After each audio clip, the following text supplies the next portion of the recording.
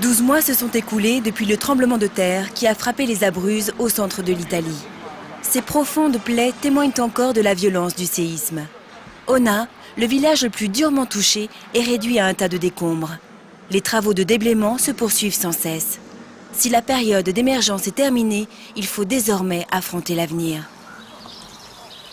En d'autres termes, reconstruire tout ce que le tremblement de terre a anéanti en quelques secondes. Avec les écroulements des bâtiments, toutes les structures des communautés locales se sont aussi affaissées. Aujourd'hui, plus personne ne dort sous une tente. La reconstruction avance, mais la tâche est encore immense. La chaîne du Bonheur apporte un soutien important dans cette phase de reconstruction. Ici, à Rocca di Mezzo, petit village perché à plus de 1400 mètres d'altitude, tout paraît intact. Pourtant, derrière les façades, tout n'est qu'un amas de gravats. Le bâtiment scolaire de Rocca est interdit d'accès. Depuis une année, personne n'a pu y pénétrer.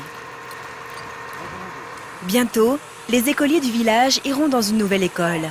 L'engagement de la ville de Zurich y a contribué avec la donation de ces containers préfabriqués. Des containers qui étaient entreposés à Altstatten.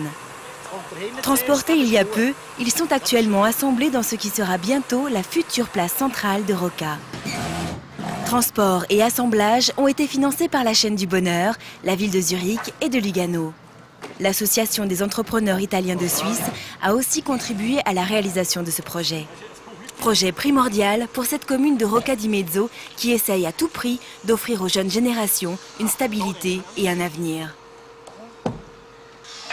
Plus bas, dans la vallée de l'Alterno, la commune de Barrette a aussi reçu le soutien de la chaîne du Bonheur. Ici, le tremblement de terre n'a pas fait de victimes. Les dégâts sont néanmoins conséquents. Plus de la moitié des bâtiments sont interdits d'accès car ils menacent de s'écrouler. Pour les autres, d'importants travaux de consolidation sont actuellement en cours. Tous ceux qui ont perdu leur maison ont rapidement retrouvé un toit grâce à la construction de ces habitations préfabriquées. Habitations installées non loin du centre historique du village, parmi lesquelles on trouve un cabinet médical. Financée par la chaîne du Bonheur et la Croix-Rouge suisse, la construction offre désormais aux résidents une présence médicale 6 jours sur 7. Lieu indispensable pour gérer les nombreux problèmes sanitaires surgis après la catastrophe. Roio Piano, une autre commune qui a subi d'importants dégâts. Ici, le centre historique est fermé au public. Résultat, les résidents ont été éloignés et dispersés dans les constructions réalisées aux alentours. Pour éviter l'émiettement de la communauté, la chaîne du Bonheur et Caritas prévoient de reconstruire à côté du centre de nouvelles habitations. Seule solution pour faire revenir les habitants et donc faire revivre le village.